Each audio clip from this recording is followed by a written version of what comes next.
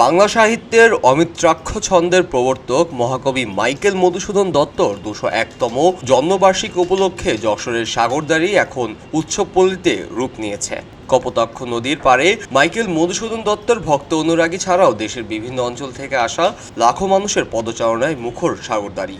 শীত উপেক্ষা করে বন্ধু-বান্ধব ও পরিবারের সদস্যদের নিয়ে ঘুরতে এসেছেন মধুমেলায় অনেকেই। আনন্দ উচ্ছ্বাসে উপভোগ করেছেন কবির স্মৃতিবিজড়িত বসতভিটা, কপোতাক্ষ নদীর পাড় ও মেলা প্রাঙ্গণ। এখানে আপনার প্রত্যেক বছর এই কবির উপলক্ষে এই মেলা হয় এবং এখানে আমরা প্রত্যেক বছর আসি এবং প্রতি বছর এই ঐতিহ্যবাহী মেলার জন্য আমরা অপেক্ষায় থাকি। ২৪ জানুয়ারি শুরু হয় সপ্তাহব্যাপী মধুমেলা। মধুমেলার উপলক্ষে সাগরদাড়ি সহ চারপাশের গ্রামগুলোতে শুরু হয়েছে আত্মীয়স্বজনদের আতিথেয়তা। প্রতিটি বাড়িতেই উৎসবের আমেজ বিরাজ করছে।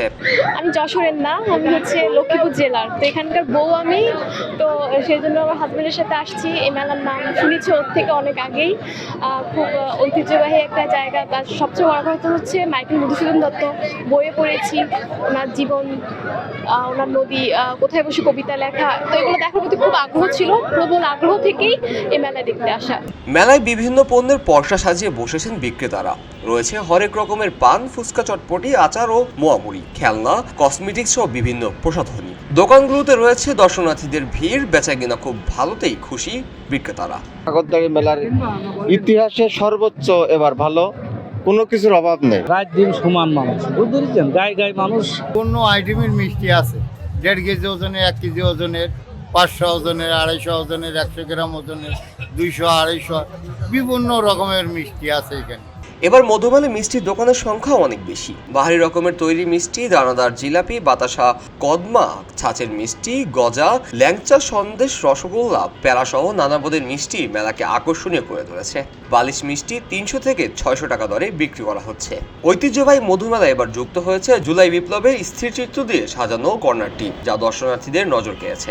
দক্ষিণবঙ্গের একটা বৃহত্তম মেলা। এই মেলা উপলক্ষে এখানে ব্যাপক লোকের সমাগম হয় এবং বাড়িতে বাড়িতে জামাই বা মেয়েরা, যাদের বিবাহিত মেয়েরা আসে এবং বিভিন্ন ধরনের সাংস্কৃতিক অনুষ্ঠান হয় এবং বিভিন্ন ধরনের নাগরদোলা বা বিনোদনের একটা অপর সৃষ্টি বলা যায়। যশোর জেলা প্রশাসক আজহারুল ইসলাম বলেন, মেলায় আগত মুক্তভোগীর নিরাপত্তা নিশ্চিত করার জন্য সর্বোচ্চ ব্যবস্থা নেওয়া হয়েছে।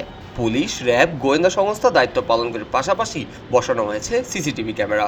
মেলায় যে জিনিসগুলো থাকার দরকার বিনোদনের জন্য, মানুষের কেনাকাটার জন্য, সেই সব রকমের ফ্যাসিলিটিস আছে এখানে। আমাদের সার্কাস আছে, পুতুল নাচ আছে, বিভিন্ন ধরনের স্টলগুলো আছে, গ্রামীণ মেলা আছে, কৃষি মেলা আছে। বাংলাদেশ শুধু দেশে না, আপনারা খেয়াল করে থাকবেন যে পার্শ্ববর্তী দেশ থেকে কিন্তু প্রচুর ভিজিটর কিন্তু এই মেলা কেন্দ্রে আসে। এটা আমাদের বাংলাদেশের একটা অন্যতম একটা পর্যটন কেন্দ্র এবং মেলাকে কেন্দ্র করে কিন্তু এটা একটা সমারোহটা বেড়ে যায়।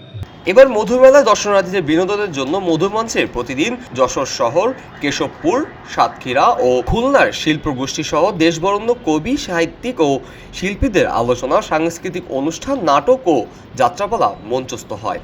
এর পাশাপাশি প্যান্ডেলে সার্কাস, জাদু প্রদর্শনী ও নৃত্যগোপ রয়েছে।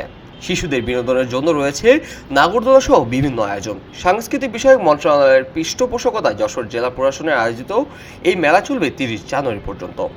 খবরের কাগজ, নিখাদ, নির্ভীক, নিরপেক্ষ।